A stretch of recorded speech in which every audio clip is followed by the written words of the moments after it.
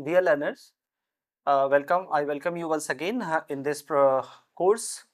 Uh, Course title is Educational Administration and the lecture title is Principles of Democratic Administration.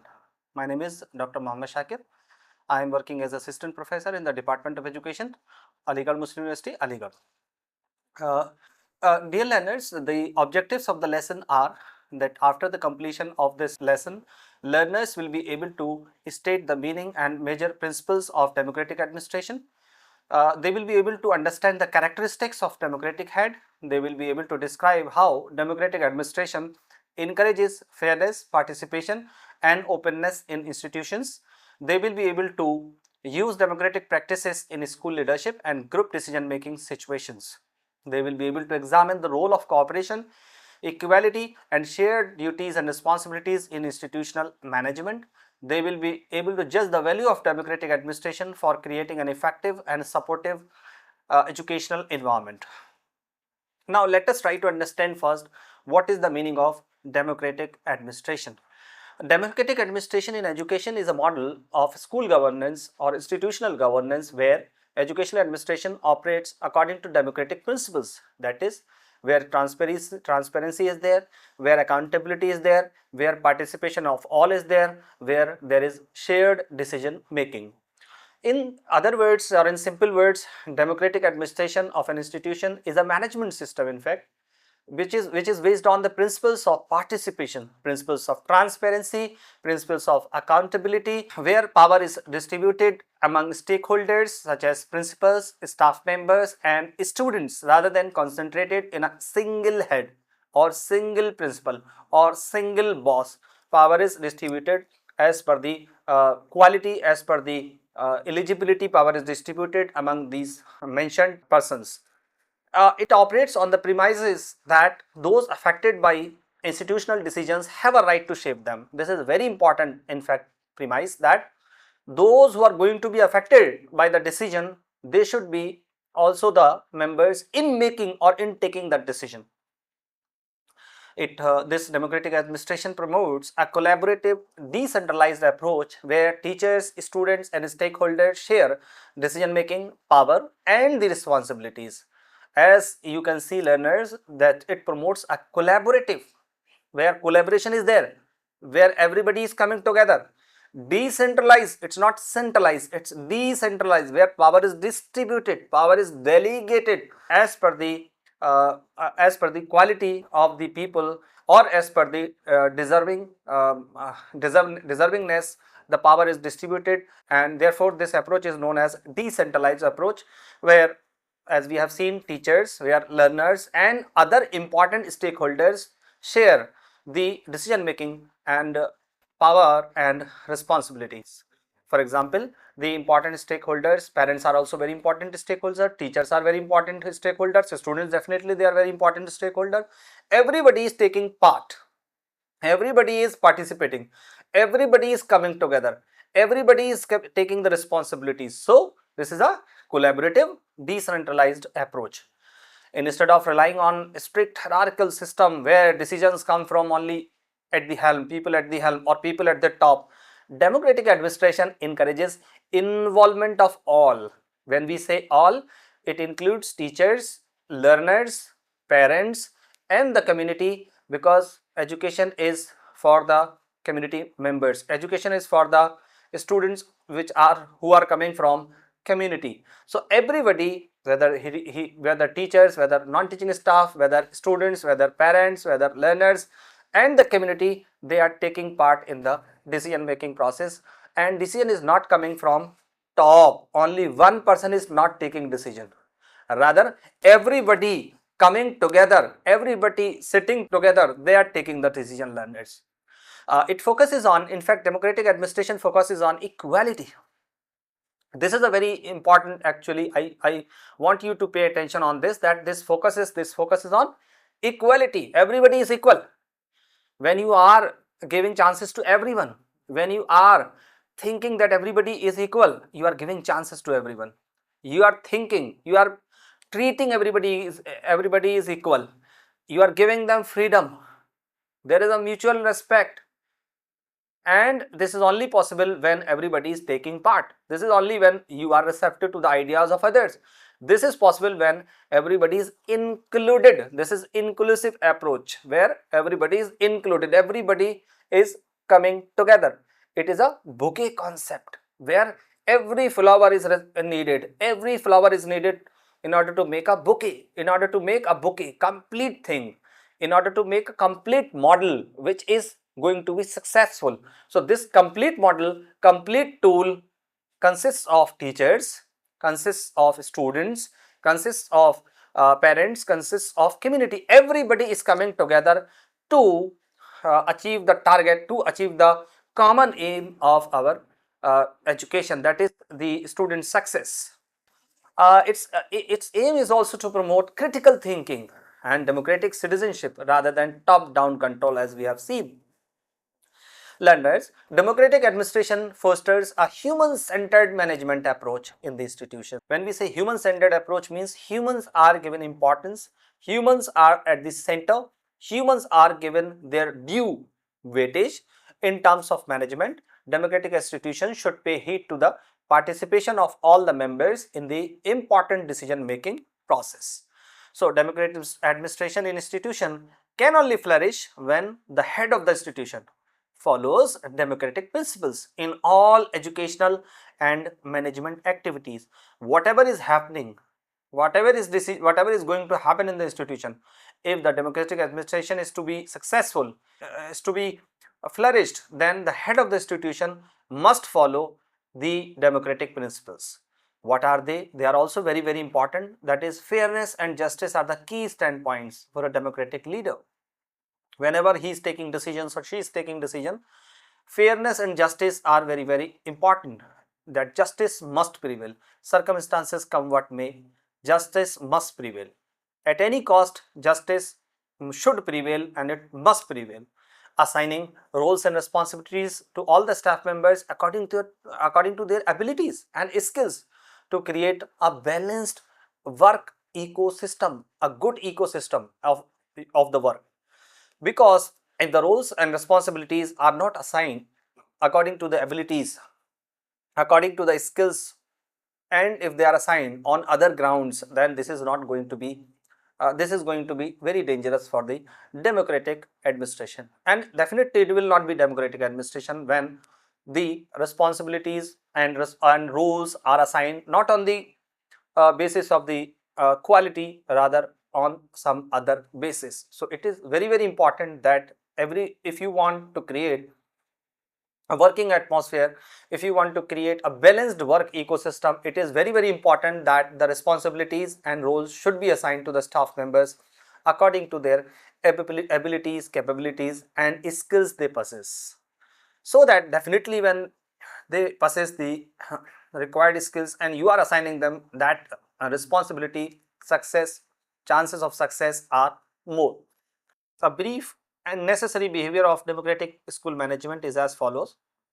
Employees, staff members should have the freedom to express their views and share their ideas comfortably with the management.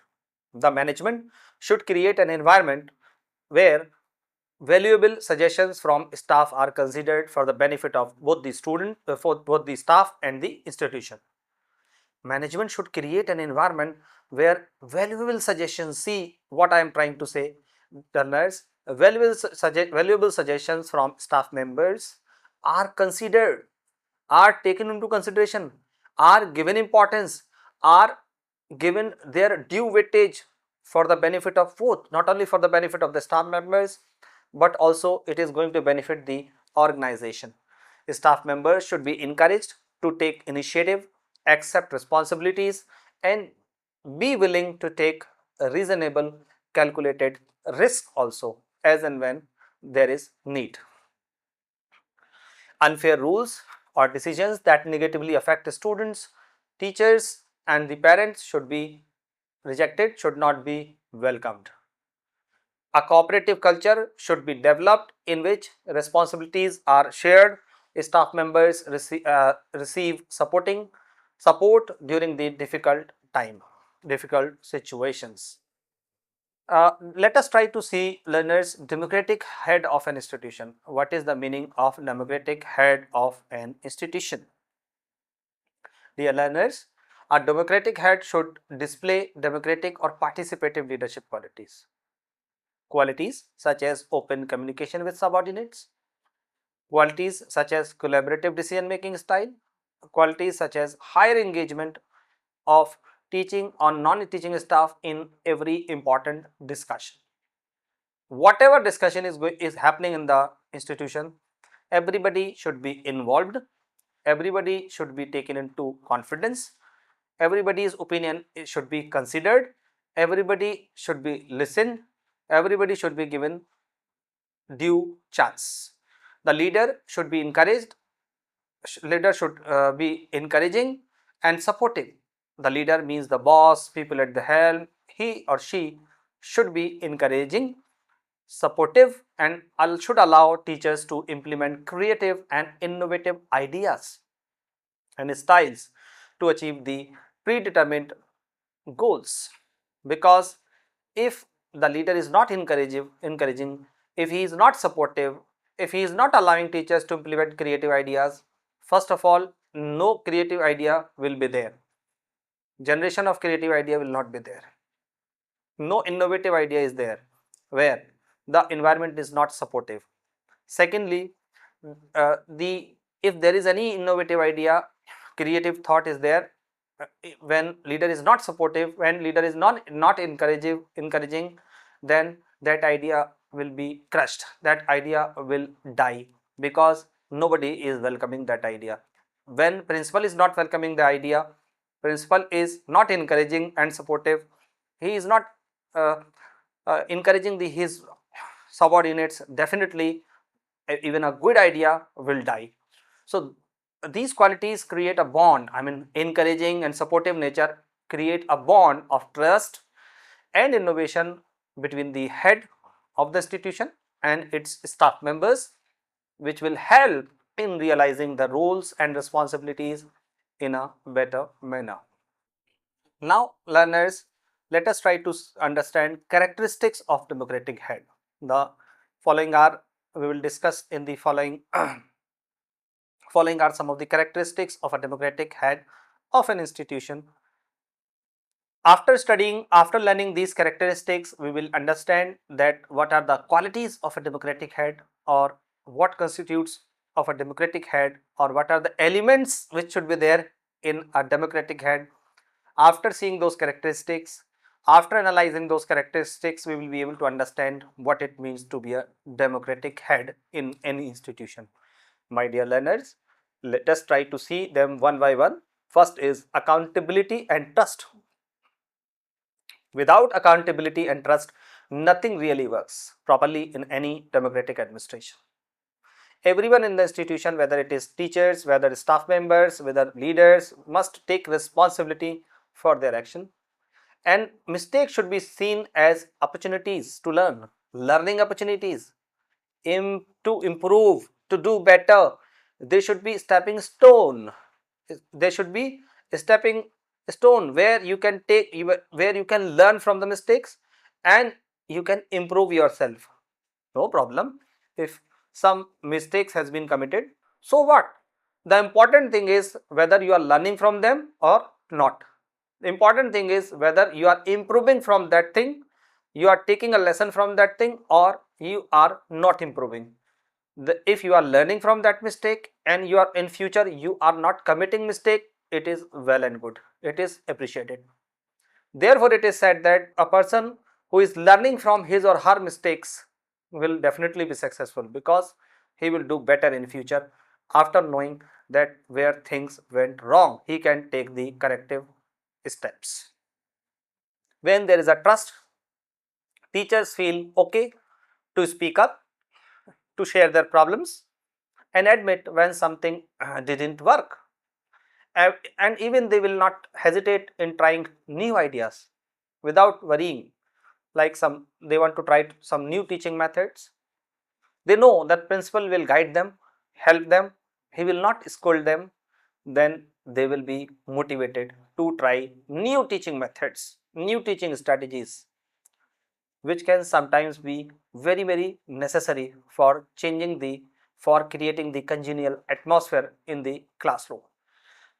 Had there been, if suppose another situation, just think of another other situation where principal is not supporting, then what will happen? Teachers will not try new ideas, because they may have this this idea that when principal will scold, principal will say something, principal will discourage, why should we implement a new idea? They will definitely not implement any new idea, and when they will not implement new idea, who is at loss? Our institution is at loss. So the principal also keeps talking to people all the time, not just in meetings, even small chats, brief feedback, quick talks, as and when he is passing from corridor, or when he is coming for tea in the staff room. Anything which is helping in fixing things fast, he should regularly keep in touch with the teachers. This accountability and trust between principal and his staff members or her staff members is going to change the situation. So this is a very important characteristics in fact, learners. Second characteristics is active listening and input solicitation. When we say active listening, input solicitation, it means democratic leaders create feedback loops and encourage diverse input from all levels, breaking down hierarchical communication barriers. They want that feedback should be there. They want that people should talk to them. They want that people should share their views with them. Active listening and input solicitation is, in a practical sense, mean carefully listening others, what others are trying to say, what are their views, and actively encouraging them to share their ideas and opinions. When you are welcoming the ideas, when you are promoting the others that they should also share their views with you, you being boss, you are active listener, then definitely your subordinates will not fear before sharing anything with you. It is the responsibility of the leader to not only hear what team members are saying, but to understand their perspectives with patience and with full attention. Full attention, it is very important. When teachers and staff feel that they are being genuinely listened to, they become more open and they become more confident in expressing their views, they become more free, and this will help in creating a positive and very respectful working environment in the institution. Another important characteristic is adaptability. Adaptable leaders are flexible, proactive individuals who are willing to alter their planning and adapt based on input and evidence, that is data. When we say evidence, that is data is there, then adaptable leaders are flexible enough, as and when there is a need to change their strategy, they will change. They are not rigid, they are flexible.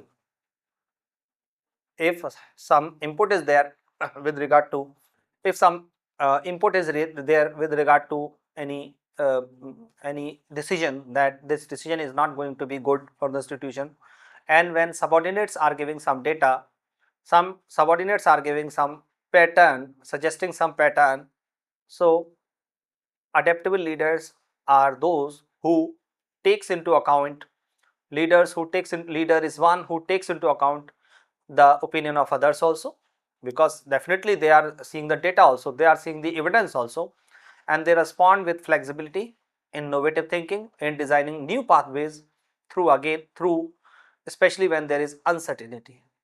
They see no problem if there is disruption is there, no problem. If they seek, if they are in some problem, they seek wide variety of input, they contact their staff members, subordinate, and sometimes they unlearn the old ways of working, so that they can create a culture where continuous learning is there to achieve the long term targets.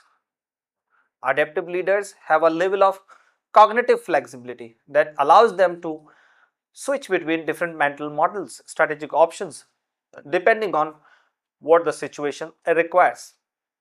If situation requires model A, they can adopt model A. If the situation requires model B, they can adopt model B. So this cognitive flexibility is very, very necessary in the democratic leaders. Now, brainstorming and creativity. In democratic administration, brainstorming and creativity basically mean making a place where everybody feel free to give ideas without feeling shy, without any fear, like nobody is going to judge them, nobody is going to laugh on them. And when employees feel that they are not going to become the laughing stock, rather they will be appreciated. As and when they are giving some idea, they will be welcomed open, uh, they will be welcomed, they will be appreciated, they will be encouraged. Definitely they will share their ideas, although maybe in the beginning idea may be vague, solution may not be very much clear, but through brainstorming solution can emerge. Leaders have to make sure that people actually talk, share, speak up. So they should invite everybody's opinion. Even those who are not at all giving opinion, they are known as quiet ones, always remain silent. Sometimes best idea can come from those who usually do not say much. This is very, very important, my dear learners.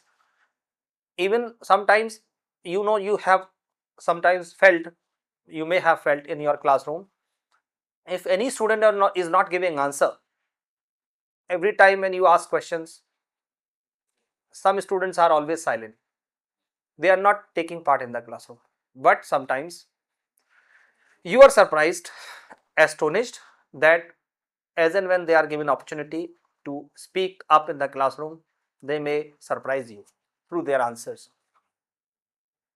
Some difficult questions can be answered by them, whom you consider silent students, whom you consider reserved students, whom you consider students who are not taking part in any activity of the class. But as and when a leader will motivate them, you will see surprising results.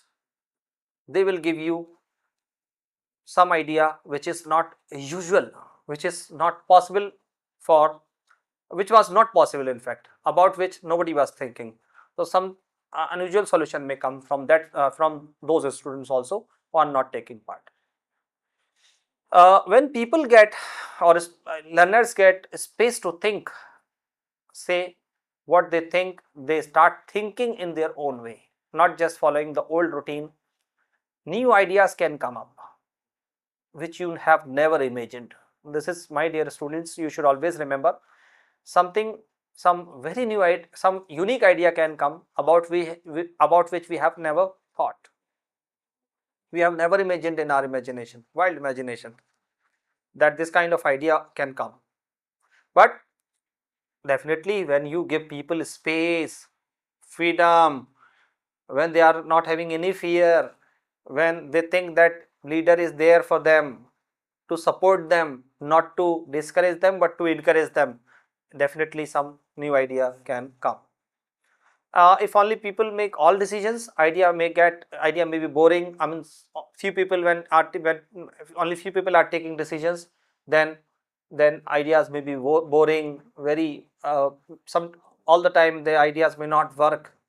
So as the large number of students are there, large number of people are there, then many ideas can come and solutions are possible. This is very important. So brainstorming and creativity are one of the characteristics of democratic administration. Now, collaborative decision making. Collaborative decision making basically means not making all the decisions alone. Collaborative decision making means collaboration in decision making, letting everyone in the institution, teachers, staff members, and sometimes even students have a say in important decision making. Instead of leaders just deciding everything like a boss, like a head in the institution, yes, he is the head, no problem, But he is not only deciding, rather everybody is deciding. We are deciding. We together are deciding. We teachers, we means teachers, non-teaching staff, who is our supporting staff, other important stakeholders, everybody is deciding. Leaders can ask for suggestions, listen properly what people are saying. Even the smallest idea, everybody's experience is very, very important before taking final decision. Everybody's taken idea should be listened carefully, and then decision should be taken. Uh, Therefore, collaborative decision making is very, very important. Equality and inclusivity. Yes, equality and inclusivity. Inclusivity is basically mean giving everyone a fair chance to be a part of things, no matter if you are a teacher, staff member, supporting a staff member, or a student, or your role, position doesn't matter. The administration has to make sure that people feel respected, valued, and they should not feel left out. Even they are, whenever they are giving small idea, no problem. Nothing is too silly to say. Nothing is too small to discuss. No problem. Things should come. Let the things come. Let the ideas flow. Let the ideas come. But discuss the ideas. As we have seen earlier also, sometimes unusual solution, unusual idea which was not about which we were not thinking can come from those who are considered as reserved person or reserved students.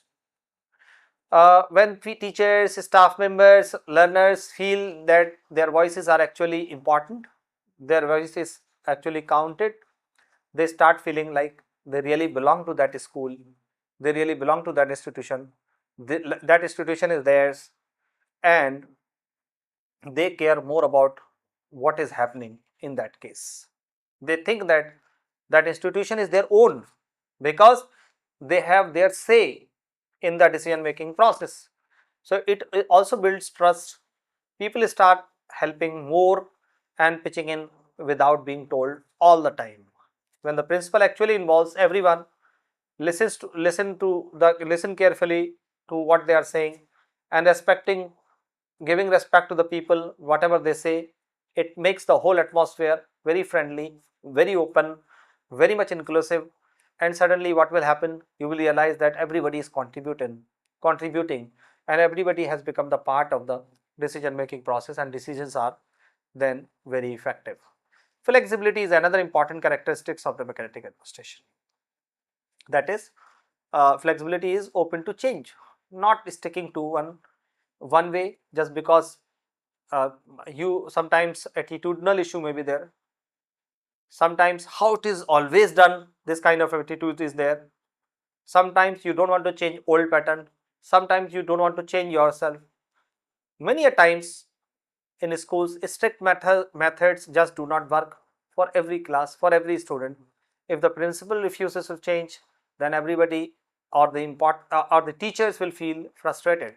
So flexibility should be there in the approach of the boss or the principal. High employee engagement is another important characteristics that uh, it refers to the participative leadership style in or a style that boosts teaching and non-teaching staff, supporting staff engagement. This is also very important that they should be they should take part in the decision making process, they should be involved. Team management. Effective team management involves leading, organizing, and motivating team members to achieve common objectives efficiently while fostering a positive work environment, positive work atmosphere. Key strategies will be setting clear goals, by distributing roles and responsibilities, by maintaining open communication, by providing regular feedback, building trust to boost productivity and employee engagement. Now let us try to understand briefly principles of democratic administration, that is, what are the principles of democratic administration. Accountability is the one important principle of democratic administration. School administrators and staff should be responsible for their decisions and actions. They should be answerable to learners, to the parents, to educational authorities for the outcome of their work.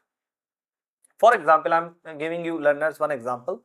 Suppose if a student is performing poorly in the examination, it is not only the student's fault always, all the time. The school also has to look into what teaching methods were there, whether the support system was there or not, whether the overall system was good or not. So in that case, principal and teacher should discuss what went wrong, why students are failing, whether they can improve, they can change their methods.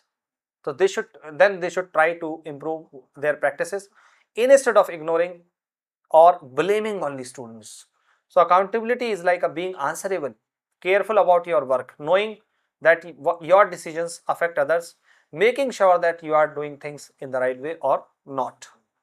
Another important principle of democratic administration is autonomy, means the staff and students should have the freedom to express their ideas and act according to their abilities. At the same time, it should be within their proper limits. It should not like you should freedom means you think that I am free, then any decision I should take. No, with limitations should be there. Some limitation should be there. Like you cannot violate the rules and regulations of the school in the name of freedom. So it is not like complete freedom to do anything, but a balanced kind of freedom where people can share their thoughts, try new ideas, and can work in their own way for the good of the institution. Because when teachers and students feel free to express their ideas, they become more confident and involved and more committed in the school. Collective responsibility, yes, authority and responsibility should be concentrated only in the hands of principal. No, authority and responsibility should not be concentrated at all in the hands of principal or top administrators or people at the helm. Rather, responsibilities should be shared. Authority should be shared with other members also. A school should not be run by one single person, but by a team. A teamwork where everyone has some role to play. If everything is in one hand, one person is controlling, then it will be difficult to manage things, because others will feel discouraged and others will feel that they are not the part of that institution. Collaboration and cooperation are also one of the important principles of democratic administration. Democratic administration encourages teamwork among teachers, administrators, students, parents, and the wider community to achieve common educational purpose. When there is cooperation, work becomes easy, it becomes more effective. Otherwise, everybody works in his or her own way without coordination, then it can also create confusion. Collaboration helps in sharing ideas, helps in solving problems, helps in improving the overall school environment. Decentralization of authority, as we have seen earlier also, decision making power should be distributed rather than controlled by one single person. Never ever, power should not be there in single hand. No, institution should not be controlled by single person. No, institution should be controlled and managed by all. Responsibilities should be divided. Authorities should be divided. That is why in our university we have board of studies meeting in the department, where every teacher is the member, chairman is coordinating that meeting, chairing that meeting. Faculty meetings are there at faculty level, where we have a dean of faculty, so faculty meetings are there. We have academic councils, we have code, AMU code, we have EC, executive councils. So decentralization offers several benefits to institutions, especially as they grow larger and or more complex. Faster and better decisions can be taken by delegating authority. Greater self-sufficiency and confidence among subordinates can be encouraged. Opportunities for personal growth and leadership development are also one of the important benefits of decentralization of authority. Equality and fairness, yes, these are also one of the important principles of democratic administration, where every member of the school, college, and university community should be treated equally without discrimination. No discrimination based on gender, caste, creed, color, or socio-economic status should be there. No discrimination at any cost. discrimination should not prevail. Discrimination should not be there. This means no one should feel left out or treated differently just because they are who they are or where they are coming from. Equality and fairness should prevail. Equality and inclusivity, yes, all the members of the school, college and university community regardless of age, status are given equal voice and say in important matters like any when university rules are framed, when regulations are framed or when an important decision is taken. So everybody's representation should be there, and it happens in our own university, in my university. Uh, we have representation of students, we have representation of supporting staff, we have representation of teachers, we have representation of everyone. As and when decisions are taking which is affecting the students are there. I mean, every student cannot be there. Definitely their representatives are there in the different committees or important academic bodies. Flexibility, yes, this is another important principle of the democratic administration, that school, college and university should be flexible enough to respond to changing situation, diverse needs of individuals, because if we will not change ourselves, if we are not flexible, it means we cannot adopt things as and when there is need, because environment is changing, and if we are not changing ourselves, if we are rigid, strict, it means we will not be able to follow the best practices, or we will not be accepting the best practices. Freedom of expression, yes, this is a very important principle. In fact, teachers and students should feel comfortable in sharing their opinions, ideas, suggestions for improving the school, colleges and universities. This means they should not feel scared, hesitate, they should, while speaking, while giving their opinion. Many a times students think that their ideas will not be taken seriously, or teachers may feel that their suggestions will be ignored. What they do, they stay or they remain quiet, which is not good practice. In fact, in a healthy working environment, when suppose for example a BOS meeting is going on or staff members meeting is going on, everyone should get chance to speak. Even some small idea also matter, because sometimes a small suggestion can make a big difference. Juniors, seniors, chairperson should encourage the seniors, chairperson should encourage the juniors, especially juniors, to speak up, to share their ideas as and when any important decision is taken with regard to the curriculum, with regard to the anything related to the academic activities. It's not only about speaking, it is about listening also. Seniors or chairpersons or principals should listen what others are saying. Careful listening is very important here. This will encourage the others, especially junior ones, new appointees, in sharing their ideas without any fear. Inclusive participation, every stakeholder including teachers, students, parents and community members should have opportunity to participate in decision making related to school, college and university policies, activities and development. This means decision in the institution should not be taken by one person or two persons or a team of 2, 3, 4 members. No, everybody should be involved, because everybody who is connected to school or who is important stakeholder should have a say. When everyone get a chance to participate, then ideas become more practical, more strong, more useful. It's always very important, when many minds are coming together, definitely decision is going to be better.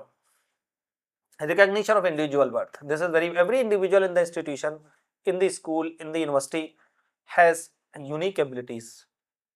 Democratic administration values and respects these differences, individual differences. Not everybody is same. It is not expected that everybody will be same, because every student, teacher, staff member has their own way of doing things. Their strengths are different, their weaknesses are different. So instead of comparing, judging everyone in the institution at some same level, they should be recognized what that individual person can do. We must appreciate that person, not because he is better than others or he is not better than others. Rather, what he is giving, what he is contributing, that should be appreciated. If it is not done, then people will feel ignored. They will feel that they are less important, and this will affect their confidence. So principals and teachers have to understand these differences while giving opportunities in the classroom. Otherwise, there will be many problems in the classrooms or in the school. Respect for individual dignity. Yes, every individual important. They should be given respect. They should be. Students should feel that they are important. Another important principle is sensitivity to needs. School, colleges and university administration should be sensitive to the needs, concerns and aspirations of the students, teachers and society, and should respond to them timely and in a very supportive manner. As and when there is need, we must be ready. We as the part of the administration should be ready to help those in need. So we must be sensitive enough to understand the problems of others, and we must extend our help in solving the problems. Shared responsibility we have discussed. Yes, this is also a very important principle, that decision making power is distributed across institution rather than held by single principal, single chairperson, single dean or by any board. At department level we have chairperson. For example, in my department, my chairperson has distributed uh, uh, powers. For example, somebody is in charge of computer lab, somebody is in charge of psychology lab, somebody is in charge of other labs, library, seminar library. So this what is happening, everybody is given responsibility, shared responsibility, everybody is accountable. What will happen? This will encourage others, this will develop leadership, this will develop the persons who have been given the responsibilities. Transparency is also important, one of the important principles of democratic administration. Transparency basically means that whatever decisions, rules or policies are made in a school, everyone should know them clearly, so that teachers, learners and even parents understand what is going on. Otherwise, people start assuming unfairness, doubting the system even if everything is fine. I think learners now, you are able to understand what is democratic administration, what are the characteristics of a democratic head, and what are the principles of democratic administration. Just in one minute, I will conclude what is democratic administration in college and universities. It's about sharing power, responsibilities. It is about giving responsibilities to others. It is about giving power to others. It is about decentralization. So this is a home assignment for you and some suggested readings for you. Thank you very much, learners, for your patient listening.